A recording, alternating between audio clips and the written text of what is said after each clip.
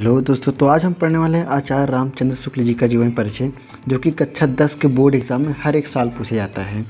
तो पहले मैं आपको एक क्वेश्चन दिखाता हूँ, वो देख लीजिए।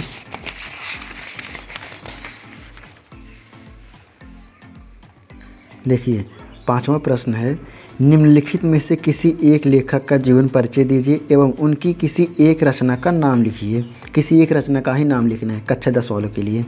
तो पहला है रामचंद्र शुक्ल, दूसरा है पद्मलाल पुन्नालाल बख्शी और तीसरा है भागवत शरण उपाध्याय। तो हम पहला पढ़ेंगे रामचंद्र शुक्ल। ये मैं कुछ अपने शब्दों में समझाने की कोशिश करूँगा, आप उस पर थोड़ा ध्यान देना। जीवन परिचय।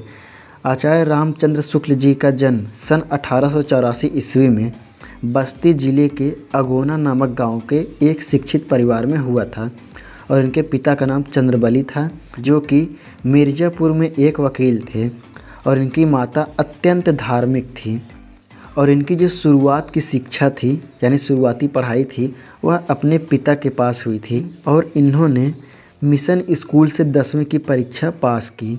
मतलब मिर्ज़ापुर में एक मिशन नामक स्कूल है, वहाँ से ये 10वीं की परीक्षा उत्तीर्ण किए। और ये गणित में कमज़ोर होने के कारण आगे नहीं पढ़ सके और इन्होंने FA इंटरमीडिएट की शिक्षा इलाहाबाद से ली थी। लेकिन परीक्षा से पूर्व ही विद्यालय छूट गया, परीक्षा देने से पहले ही विद्यालय छूट गया और इसके बाद अब इन्होंने मिर्ज़ापुर के न्यायालय में नौकरी आरंभ कर दी। मतलब मिर्ज़ापुर में जो कोर्ट है वहाँ पर ये नौकरी करना शुरू कर दिए। और इसके बाद कुछ समय पश्चात ये मिर्ज़ापुर के मिशन नामक स्कूल में चित्रकला के टीचर बन गए। वहाँ पर टीचिंग कराते हुए अनेक कहानी, कविता, निबंध की रचना की और इन्होंने काशी नागरी प्रचारणी पत्रिका का संपादन भी किया।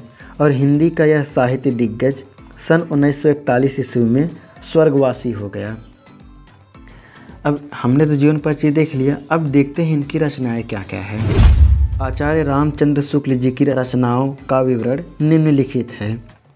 पहला है निबंध। निबंध में इन्होंने क्या लिखा है? चिंतामणि विचार विधि। और दूसरा है आलोचना। आलोचना में इन्होंने क्या लिखा है? रस मीमांसा त्रिवेणी सूरदास। तीसरा है इतिहास। इतिहास में क्या लिखा है? हिंदी साहित्य का इतिहास। चौथा है संपादन, भ्रमर गीत, सार, तुलसी, ग्रंथावली, काशी नागरी प्रचारणी। मैंने जो यहाँ पर लिखा है आचार्य रामचंद्र शुक्ल जी की रचनाओं का विवरण निम्नलिखित है, आप ऐसा न लिखकर सीधा सीधा लिख सकते हैं आचार्य रामचंद्र शुक्ल जी की रचनाएं निम्नलिखित हैं।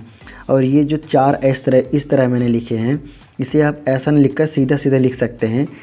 इतना लिखने के बाद सीधा सीधा आप लिख सकते हैं चिंतामणि, रस मीमांसा त्रिवेणी सूरदास। बस इतना लिख देंगे तो भी काफ़ी है। अब आते हैं साहित्य में स्थान। ये मैंने बहुत ही शॉर्ट में लिखा है, आप इतना लिखेंगे तो भी कोई दिक्कत नहीं है, आप इजीली पूरे नंबर मिलेंगे। तो क्या है साहित्य में स्थान? आचार्य रामचंद्र शुक्ल ने हिंदी निबंध को एक नया आयाम प्रदान किया है। हिंदी साहित्य सदैव शुक्ल जी का आभारी रहेगा। आप ये हर एक लेखक के बारे में इस्तेमाल कर सकते हैं। जब भी आपको साहित्य में स्थान लिखना हो, किसी भी लेखक का हो, तो आप उसमें ये आराम से लिख सकते हैं। सेम टू सेम ऐसा ही लिख सकते हैं। बस ये जो लेखक का नाम है वो चेंज कर देना है बस। तो बस आज की वीडियो में बस इतना ही। उम्मीद है कि ये वीडियो आपको अच्छा लगा होगा और अच्छे से समझ में भी आया होगा। वीडियो अगर पसंद आया हो आपको, अगर थोड़ी सी भी हेल्प हुई हो, तो प्लीज़ लाइक, शेयर, सब्सक्राइब ज़रूर करें। एक बात और बताना चाहूँगा कि लोग 2-3 पेज बिना वजह लिखते हैं, क्योंकि उससे कुछ फ़र्क नहीं पड़ने वाला है। उससे सिर्फ़ और सिर्फ आपका टाइम वेस्ट होगा। तो देखिए, समय पर थोड़ा बचाइए और 80 शब्दों में आप लिखने की कोशिश करेंगे जब, तो वो 80 शब्दों से पार होकर 130-40 आराम से पहुंच जाएगा। तो बस आप इतना बातों का ध्यान रखिए। धन्यवाद।